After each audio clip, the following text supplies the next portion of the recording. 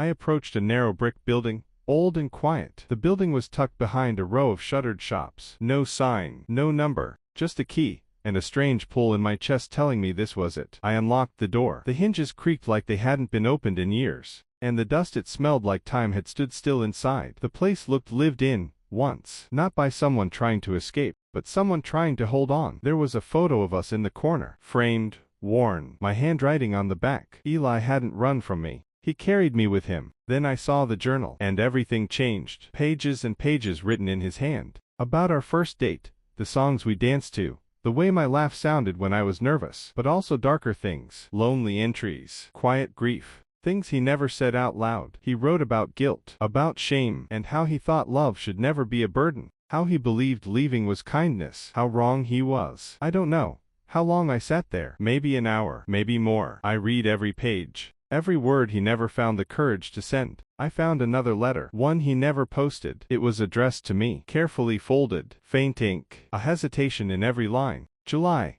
I don't know if you'll ever see this, but I want you to know not a day has passed that I didn't think of you. I watched the seasons change, and wondered if you were warm. I memorized the sky so I could send you stars with my thoughts. I didn't stop loving you, but I also didn't think I was allowed to come back. If you're reading this, then maybe life gave us a second chance, and maybe I still have time to find you, to be better. If I don't, please don't look for me. I don't want you to see what I've become, but if you do, then I hope you still recognize me. Yours, Eli. He was trying, in the only way he knew how, and somehow, I think he was hoping I'd find him one day. I didn't know what came next, only that I wasn't walking away this time. If he was out there, I would find him, even if he'd moved on. Even if it was too late. I stood outside for a long while, the door locked behind me. The street was quiet. Not a single car passed. I had Ellis' journal in my bag, his words still echoing in my chest. If you're reading this, then maybe life gave us a second chance. But it wasn't just hope I carried. It was the weight of everything he didn't say out loud. There was another address inside the journal, folded behind the last page. No name, just a postcode. I followed it. It led me to a place I didn't expect, a post office. And waiting behind the counter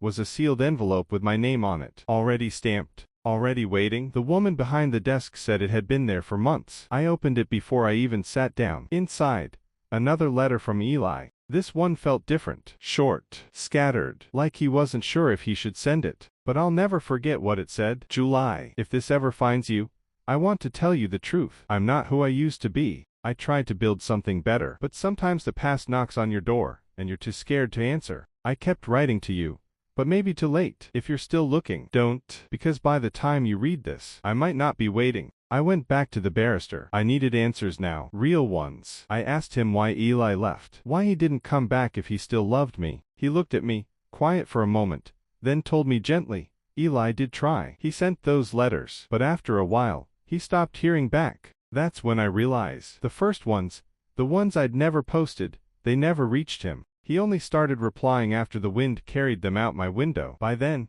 he'd already begun letting go. I went home and opened the box again. Every letter I'd written, every word I'd buried. Some had water stains now from the rain, from my hands. And on a few, his writing. He had read them. He had replied. Just not to all, because by the time they reached him, he wasn't waiting anymore. I used to believe love was about timing. Now I think it's about courage. And Eli. Maybe he had just enough courage to love me from afar, but not enough to walk back into my life. I followed the final address in the barrister's letter. It led to a quiet cul-de-sac. No one waiting on the porch. No signs. But then I saw him, across the street, holding a child, smiling at someone who wasn't me. He didn't see me, and maybe it's better that way, because in that moment, I understood. He had started again. He moved on, a new home. I hope he finds happiness, not because he stopped loving me, but because life doesn't always give us the ending we hope for. Sometimes it just gives us the strength to survive a new one. I didn't call, didn't speak, didn't run. I just walked away, with the letter still in my bag, and a quiet in my chest that wasn't peace,